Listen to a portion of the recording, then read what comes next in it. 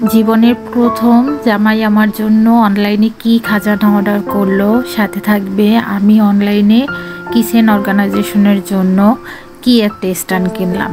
খুবই উপকারী একটা জিনিস আজকে আপনাদের সাথে শেয়ার করব। আসসালামু আলাইকুম সবাইকে। এই তো প্রতিদিনের মতো চলে আসলাম ইহানকে স্কুলে দিয়ে। যখনই বাসায় ঢুকবো তখনই দেখি এই তো আমার পার্সেল চলে আসছে।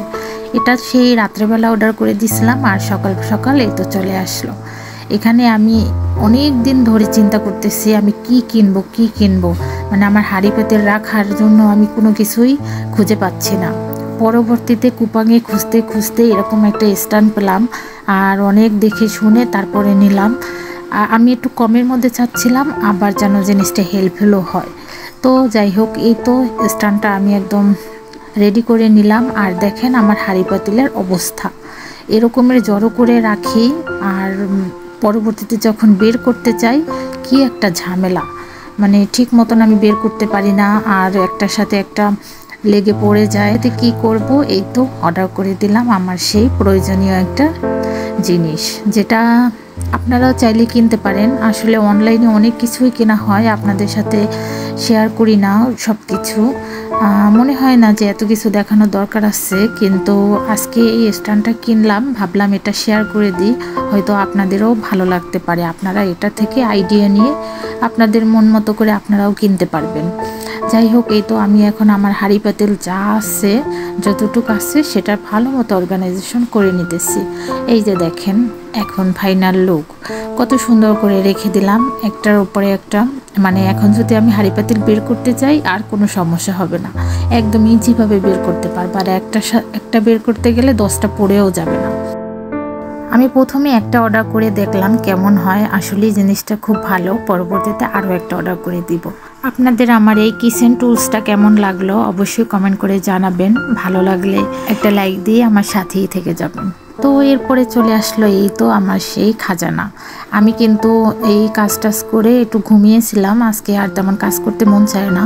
হঠাৎ করে ইহানে বাবা ফোন দিয়ে বলল যে দেখো বাসার সামনে পার্সেল আসছে, তোমার জন্য কি আসছে দেখো। আমি তো দৌড় দিয়ে গেলাম, জামাই আবার কি অর্ডার করলো, আগে তো আমাকে বলে নাই, হঠাৎ করে বলতেছে। ভাবছি যে মনে হয় অন্য কিছু নিয়ে আসবে, কিন্তু না, দেখেন আমার জন্য কি খাজানা সে অর্ডার করছে। আসলে আমাকে কিভাবে ব্যস্ত রাখা যায়, কিভাবে কাজ আমার বাড়ানো যায়, এটা হলো আমার জামাইয়ের বুদ্ধি। আর কি বলবো বলেন। সেই যে দেখেন কতগুলা চিংড়ি মাছ অর্ডার করে দিচ্ছে। তবে কোরিয়াতে এ ধরনের চিংড়ি মাছ সচরাচর পাওয়া যায় না, হয়তো আমার জামাই হঠাৎ করে অনলাইনে পাইছে, তাই সাথে সাথে অর্ডার দিয়ে দিচ্ছে। অনলাইনে যেহেতু কেনা হয়েছে, তো আস্তে আস্তে সময় লাগছে। একটু চিংড়ি মাছগুলো নরম নরম হয়ে গেছে আর সাথে বরফ ছিল, বরফও গলে গেছে, তাই একটু কেমন কালো কালো দেখা যায়, কিন্তু এমনি মাছগুলো খারাপ না, ভালোই ছিল। এই তো এখানে প্রায় 3 কেজি মতো চিংড়ি মাছ ছিল, মতো না 3 কেজি ছিল এখানে। কোরিয়ান ওনে প্রায় 30,000 ওন নিছে। 30,000 ওনের ভিতরে 3 কেজি চিংড়ি মাছ আসলে খারাপ হয় না, ভালোই হয়েছে। তারপরে এই তো ইহানকে এর মধ্যে আমি স্কুল থেকে নিয়েও আসছি।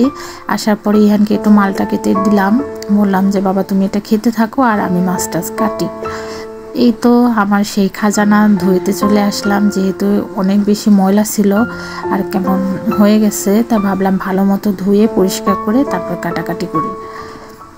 মাছগুলো কিন্তু বড়ই ছিল, তেমন একটা ছোট না, তাই মাছ কাটতে আমার অত বেশি সময়ও লাগে না, অল্পের ভিতরে কাটাকাটি করতে পারছি।